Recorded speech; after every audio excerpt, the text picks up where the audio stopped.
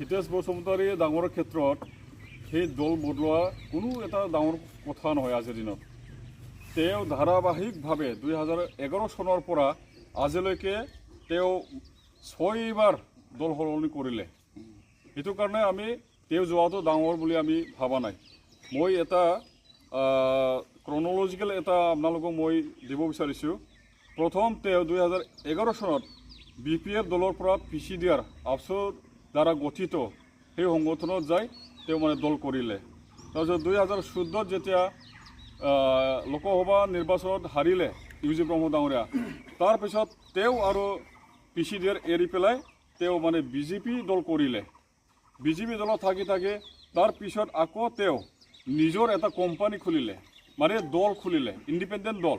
সেই দলত থাকি পেলাই তেওঁ কেইটামান ব্যক্তিক তেওঁ BTC ইলেকশ্যনৰ নিৰ্বাচন খেলিব দিলে। তেওঁ নিজেও মানে নিৰ্দল হৈ খেলিলে, গোটেই হাৰি থাকিলে। তাৰপিছত থাকি সেই ইণ্ডিপেণ্ডেণ্ট দলৰ পৰা তেওঁ আকৌ মানে কণ্টেক্ট কৰি পেলাই BPF দলত সোমালে। তাৰপিছত আজি থাকি আহি পেলাই আকৌ BPF দলৰ পৰা UPPL দলত যোগদান কৰিলে। গতিকে তেওঁ অহা যোৱাটো কোনো এটা ডাঙৰ কথা নহয়। সেই ক্ৰনলজিটো যদি আমি হিচাপ কৰোঁ আজিৰ তাৰিখলৈকে, তেতিয়া মানে 13 বছৰত সি 6 বাৰ যেনেকৈ দল সলনি কৰিলে, আমি এভাৰেজভাৱে যদি সেইটো ওলাই দিওঁ তেতিয়া 2.5 বছৰত তেওঁ মানে এবাৰকৈ দল সলনি কৰি আহি আছে। গতিকে সেইটো কোনো এটা ডাঙৰ মানে ঘটনা বুলি আমি নাভাবোঁ। আৰু কোনো এটা ব্যক্তি তেওঁৰ লগত যোৱা নাই। আৰু বৰঞ্চ যোৱাকালি আমাৰ 13 তাৰিখত তেওঁ যোৱাৰ পিছত আমাৰ ইয়াত গোটেই মানে 70জন ব্যক্তি আমাৰ BPF দলত নতুনকৈ যোগদান কৰিছেহে। আমি গম পাইছোঁ যে তেওঁ UPPL দলত যোগদান কৰিছে। এই সদস্যসকল আচলতে BPF নহয় নেকি? তেখেতসকলতো আমি চিনি পোৱা কোনো ব্যক্তি নাই। আৰু 2-এজন জাগাৰ পৰা যিবিলাকৰ মানে আমি ছবি দেখিবলৈ পাইছোঁ, সেইকেইটাতো তেওঁৰ নিজৰ কোম্পানীত কাম কৰা ল'ৰাহে। কোনোবা তেওঁৰ ড্ৰাইভাৰ, কোনোবা তেওঁৰ সেই মানে বাঁহ যোগান ধৰা, কাঠ যোগান ধৰা তেনেকুৱা ব্যক্তি, কোনোবা তেওঁৰ মানে কোম্পানীৰ চোৱা চিতা কৰা মেনেজাৰ। তেখেতসকলকে ধৰি পেলাই আৰু জইন কৰাব মানে বাধ্য কৰালে তেওঁ। তেখেতসকলেও আমি জনাত ইচ্ছাকৃতভাৱে যোৱা নাই। বৰঞ্চ আমি শুনি আছোঁ তেখেতসকলে মনটো মানে খুব বেয়া লাগিছে।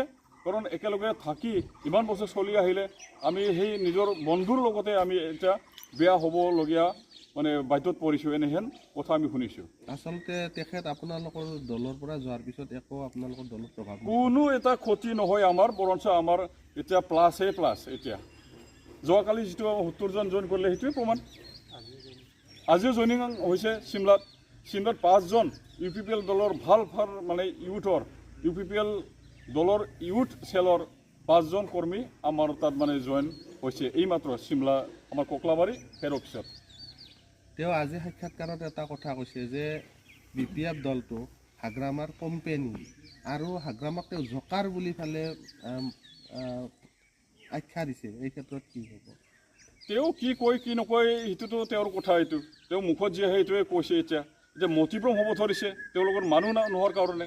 হাগ্ৰামা হুইলিচাৰ লগত আজিও লাখ মানুহ এতিয়া মানে আছে, তেওঁলোকৰ কৰ্মীসকল আছে, কাম কৰি আছে। গতিকে তেওঁ এতিয়া সেই দলত যাই পেলাই এতিয়া মানে তাৰ ভৱিষ্যত ইমান মানে ভাল লক্ষণ দেখা পোৱা নাই নিশ্চয়। সেইটো কাৰণে সি যাতা বকিবহি। তেওঁ কৈছে যে আৰু বহু BPF নেতাই যোগদান কৰিব। তেনেকুৱা কোনো আমি ৰিপৰ্ট আমাৰ হাতত নাই আৰু নাযায়। আমাৰ একদম দৃঢ় বিশ্বাস, কোনো এটা BPF দলৰ কৰ্মী নাযায়। কোনোবা ভোটাৰ্ছক ধৰি পেলাই তেওঁলোক জইন কৰাব পাৰে। আৰু এটা কথা তেওঁ অভিযোগ কৰি কৈছে যে হাগ্ৰামাই নিজৰ মতে চলে, তেওঁ দলীয় কোনো সিদ্ধান্ত গ্ৰহণ নকৰে বা নিজৰ মতে তেওঁ কাম কাজবিলাক চলাই নি। আমিতো এইখিনি বছৰত আমিতো মানে পাৰ্টিৰ কাম কৰি আছোঁ, চাই আছোঁ। CWC বহে, PMB বহে, যোৱাকালি PMB বহিছে। সিদ্ধান্ত হয় সেই মানে মজিয়াত, PMBৰ মজিয়াত সিদ্ধান্ত হয়, CWCৰ মজিয়াত মানে সিদ্ধান্ত হয়, ডেলিগেটত সিদ্ধান্ত হয়। তাৰপিছত আৰু সি মানে ইচ্ছাকৃতভাৱে কলিত নহ'ব। এইটো যুক্তি মানে সংগত কথাই নহয়। এইটো তেওঁৰহে সেইটো মুখৰ কথা। আমিতো আজি ক'ম তেওঁহে নিজৰ ইচ্ছামতে আমাৰ মানে মৌচুমপুৰ জিলাখন তেওঁ চলাই আহি আছিলে।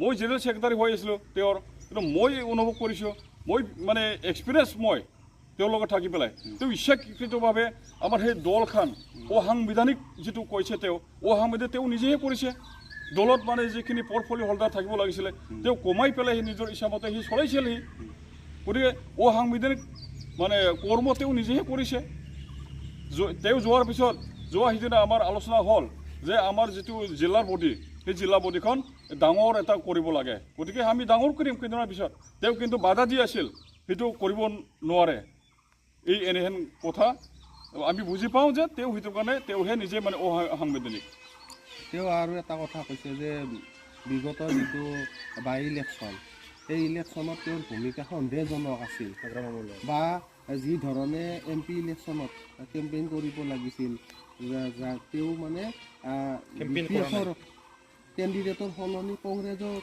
বেছি গুৰুত্ব দিয়া বুলি তেওঁ এটা কথা কৈছে এইটো তেওঁৰে কথা এইটো তেওঁ মানে নিজৰ দলটো হাৰি যাবৰ কাৰণে নানানটা কথা বকহি দলটো জাপিহে যাব লাগিব কাৰোবাৰ তাত সেইটো কাৰণেহে তেওঁ এইখিনি কথাটো কৈছে কোনো যুক্তি নাই তাতে কোনো প্ৰমাণ নাই গতিকে তেওঁ মানে মনেদি হাজা কথা এইবিলাক